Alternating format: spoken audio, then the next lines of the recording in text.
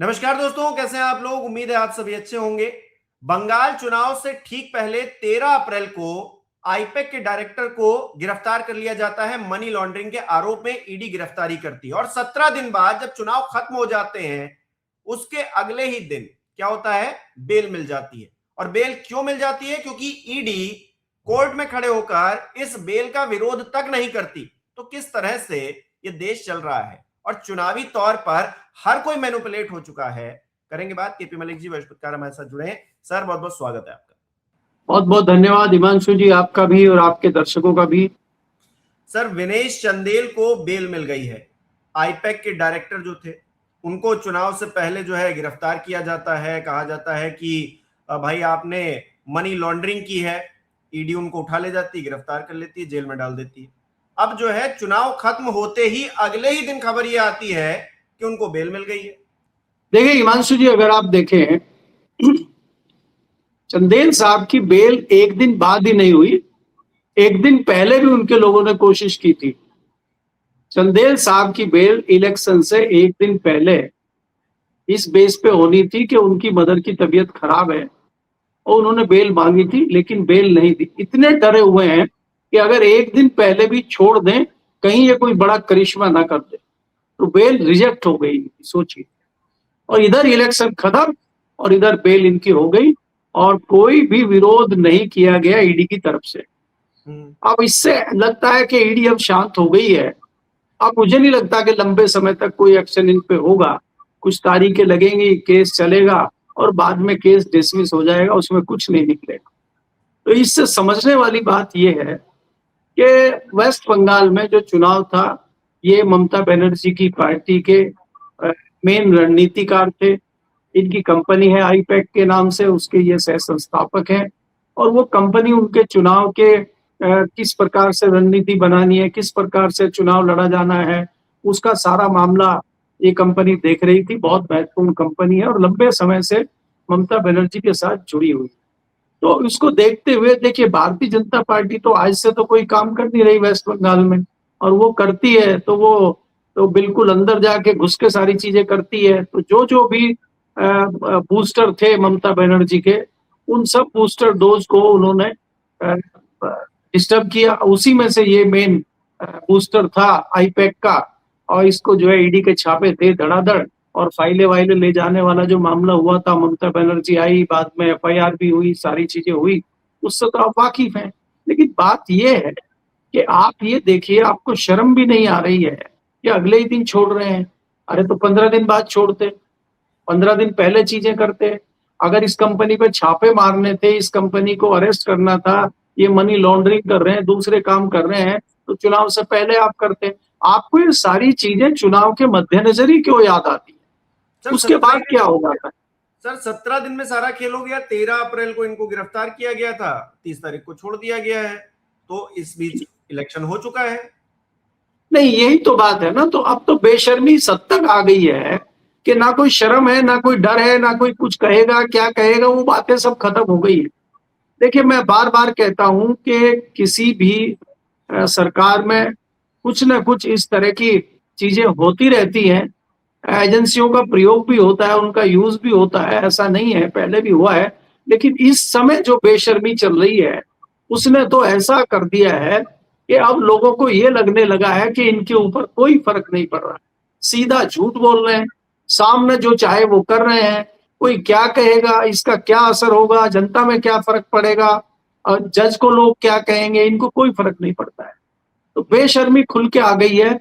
और आप देखिए, चाहे वो अदालतें हों, चाहे वो कोई एजेंसियां हों, चाहे कोई सरकार का कोई विभाग हो, सब पे उंगलियां उठ रही है, किसी को कोई फर्क, कोई चिंता नहीं है। आप ये देखिए कि जिस प्रकार से पिछले दिनों केजरीवाल ने सीधे सीधे जज के ऊपर आरोप लगाया और जज को कोई फर्क नहीं पड़ा, उल्टा वो सफाई देने आ गई। तो जज को अपनी अस्मिता बचाने के लिए, अपना जो है प्रोटोकॉल बनाने और दिखाने के लिए उसमें एक्शन लेना चाहिए।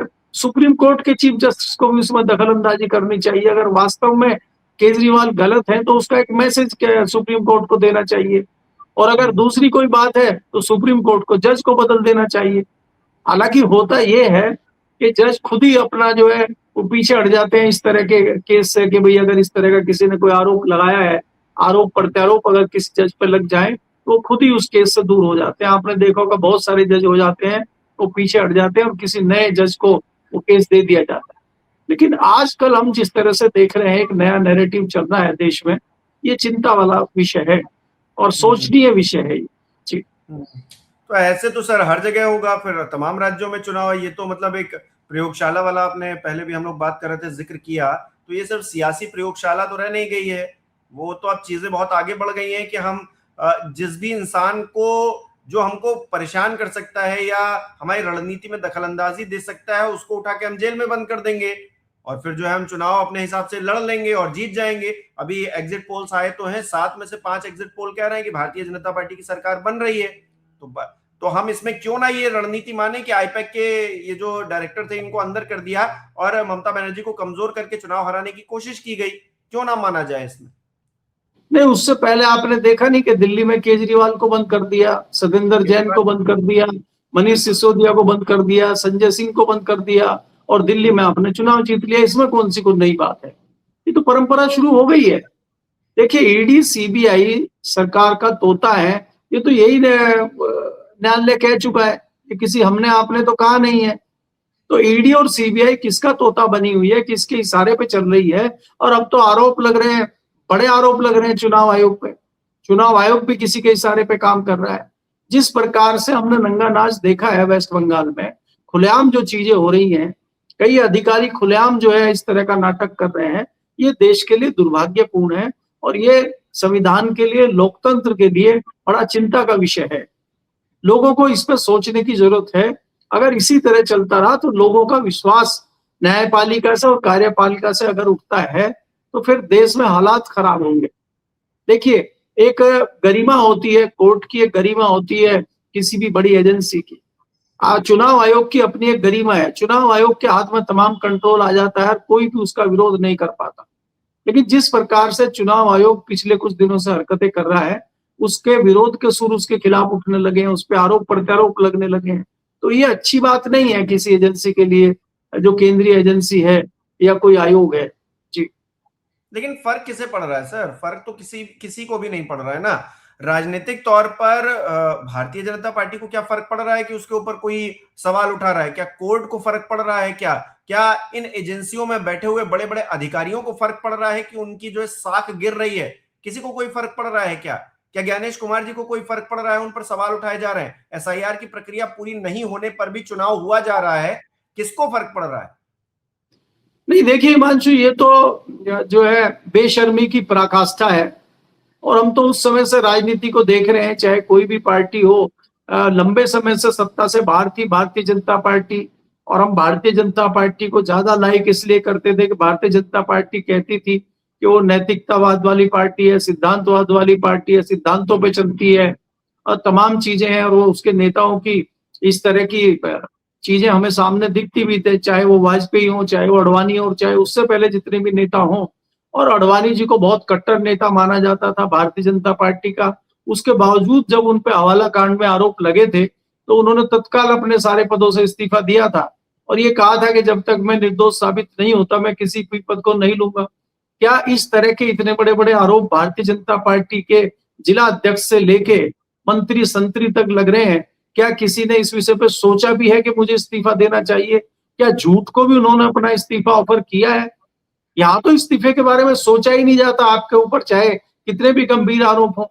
आपने देखा पिछले दिनों उत्तराखंड में कितने लोग सड़कों पे आए। एक लड़की का जिस तरह से वहां पे रेप हुआ, उसका मर्डर हुआ, उसका नाम वहां पे चला और तमाम उत्तराखंड के लोग सड़कों पे आ गए और भारतीय जनता पार्टी के नेता के ऊपर आरोप प्रत्यारोप हुआ, उसको दबा दिया गया और वो सोचा भी नहीं है किसी नेता ने कि इस पे इस्तीफा दिया जाए या कोई सफाई दी जाए। तो ये तो बेशर्मी की पराकाष्ठा है। और राजनीतिक दल जो दूसरे थे जिनमें सरकारें हमने दूसरे राजनीतिक दलों की देखी है, कांग्रेस की भी देखी है, बहुत पुराना ना जाए, 2010, 11, 12 की अगर हम बात करें, गृह मंत्री के ऊपर आरोप लगे थे 2008 में जब मुंबई में कांड हुआ था, तो गृह मंत्री को इस्तीफा देना पड़ा था और गृह मंत्री को इस्तीफा देके ये हुआ था कि भाई ये अपना जो है कपड़े बदल रहे हैं बार बार जाके, देश में इतनी बड़ी घटना हो गई है और ये बार बार कपड़े बदल रहे, उसी पर उनको इस्तीफा देना पड़ गया। उसके बाद बहुत बड़ी दुर्घटना हुई थी इलाहाबाद में, रेल मंत्री कौन बंसल को इस्तीफा देना पड़ा। तो हम कोई क्लीन चिट किसी पार्टी को नहीं दे रहे, लेकिन हम ये कह रहे हैं कि इतनी कम से कम उनकी आंखों में शर्म थी कि अगर किसी व्यक्ति के ऊपर आरोप लग रहा है तो उसको हटा के किसी दूसरे आदमी को चार्ज दिया जाए। तो कम से कम यहाँ ये तो होना चाहिए। यहाँ तो जिसके समझ में जो आ रहा है वो कर रहा है, जिसको जो करना है वो कर रहा है, कोई पूछ ही नहीं रहा। तो ये बेशर्मी जिस प्रकार से देश में चल रही है, ये देश के लोकतंत्र के लिए अच्छे संकेत नहीं है, मुझे ऐसा लगता है। सर, तो हम लोकतंत्र की ढपली बजा ही क्यों रहे हैं फिर, जब ऐसी परिस्थितियां हैं जहां कोई ना सुनने वाला है ना कहने वाला है, और जो कहेगा उसको जेल में डाल दिया जाएगा, चुनाव को इस तरह से मैनिपुलेट किया जाएगा, तो काहे का लोकतंत्र, काहे के चुनाव? क्या हो, मतलब जब मायने ही नहीं है किसी के, एजेंसियों पर भरोसा ही नहीं है, जब इतना मैनिपुलेशन हो ही रहा है हर स्तर पर, तो फिर किस बात की ढपली बजा रहे हैं भाई? नहीं, देखिए इसमें हिमांशु अगर आप देखते हैं तो कहीं ना कहीं इसके लिए विपक्ष के जो नेता हैं वो भी कहीं ना कहीं इसके लिए जिम्मेदार है, और कारण ये है कि उनको दबाया जा रहा है और वो दब रहे हैं। इससे ये होता है कि भाई देखिए, अगर आप देखें भारतीय जनता पार्टी में तमाम इस तरह के नेता है जिनको भारतीय जनता पार्टी सबसे बड़ा भ्रष्टाचारी बता रही थी, सबसे बड़ा करप्शनवादी बता रही थी, और जैसे ही वो भारतीय जनता पार्टी में आए या वहीं पे उनको दबा दिया गया और उनकी जबान बंद कर दी गई। ऐसे नेता भी हैं, और कई नेता ऐसे हैं जो भारतीय जनता पार्टी में आए और वॉशिंग मशीन में नहा धोकर बैठ गए। अब उनसे बड़ा सिद्धांतवादी, उनसे बड़ा ईमानदार व्यक्ति कोई है ही नहीं भारतीय जनता पार्टी में।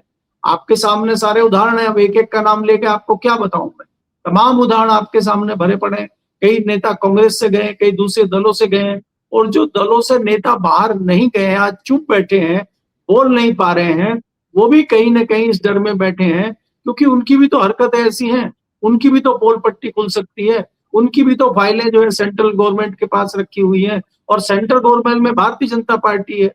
भारतीय जनता पार्टी के पास सबकी जो है जन्म पत्री है, जन्म पत्री 1 मिनट में खोल दी जाएगी। तो मेरी जन्म पत्री ना खुले इसलिए मैं शांत बैठा हूं और मैं ज्यादा हो हल्ला नहीं कर रहा। रही बात कांग्रेस की, कांग्रेस देखिए, कांग्रेस चुनाव हार चुकी है, और कांग्रेस ये देख रही है कि देश में जो हो रहा है वो होता रहे, जब वो पीक पे हो जाएगा और जब जनता को लगेगा कि हद हो गई है, घड़ा भर गया है, तब नंबर हमारा ही आएगा।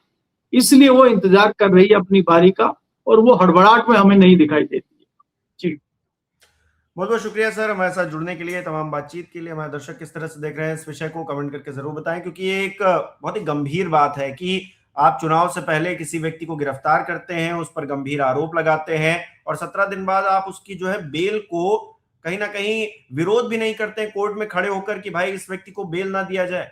अब बताइए, ईडी ऐसा काम कर रही है, जांच एजेंसी ऐसा काम कर रही है, और जांच एजेंसी कितने लोगों को इस तरह से न्याय दिलवा पाई है या हक दिलवा पाई है, ये भी अपने आप में कटघरे में है। आंकड़े इस बात की गवाही देते हैं कि ईडी का कन्विक्शन रेट कितना नीचे है।